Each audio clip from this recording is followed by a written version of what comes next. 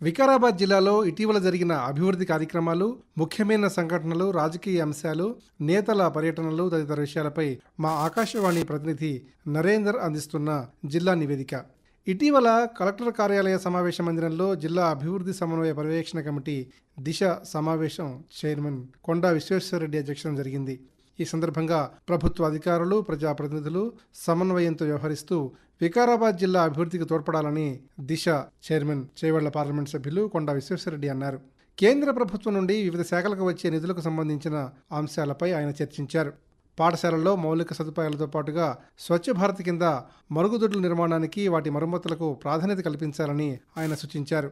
ఉజ్వల పథకంలో భాగంగా మున్సిపాలిటీ పరిధిలో అభివృద్ధి కార్యక్రమాలు చేపట్టాలని దిశ చైర్మన్ సూచించారు. పర్యాటక కేంద్రాల అభివృద్ధికి 100 కోట్ల రూపాయలు కేంద్ర ప్రభుత్వం కేటాయించిందని ఆయన చెప్పారు. అమృత్ పథకం కింద రైల్వే స్టేషన్లలో అభివృద్ధి పనులను చేపట్టాలని, కార్యక్రమాలు వేగవంతంగా పూర్తి చేయాలని, అసంపూర్తిగా మిగిలిపోయిన అంగన్వాడీ భవనాలను వెంటనే నిర్మించాలని దిశ చైర్మన్ అధికారులకు సూచించారు.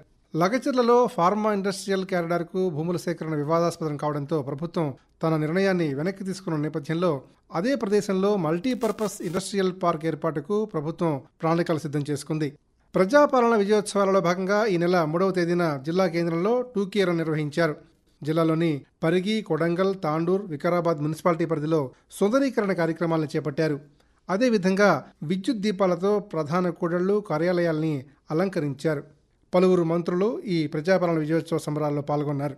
ఇటీవల కొడంగల్ నియోజకవర్గంలో రాష్ట్ర మంత్రులు దామోదర్ రాజనరసింహ, దుద్దిళ్ల శ్రీధరబాబు, జూపల్లి కృష్ణారావు పర్యటన చేసి పలు అభివృద్ధి పనులకు శంకుస్థాపన కార్యక్రమాలు చేపట్టారు.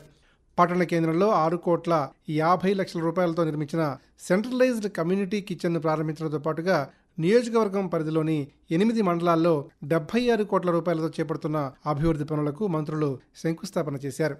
ఈ సందర్భంగా ఏర్పాటు చేసిన సమావేశంలో మంత్రులు మాట్లాడుతూ జిల్లా పరిధిలోని కొడంగల్, బొమ్మరాజ్పేట్, దౌలతాబాద్, దుద్యాల మండలాల్లో 24 కోట్ల 11 లక్షల రూపాయలతో అభివృద్ధి పనులు చేపడుతున్నట్లుగా పేర్కొన్నారు.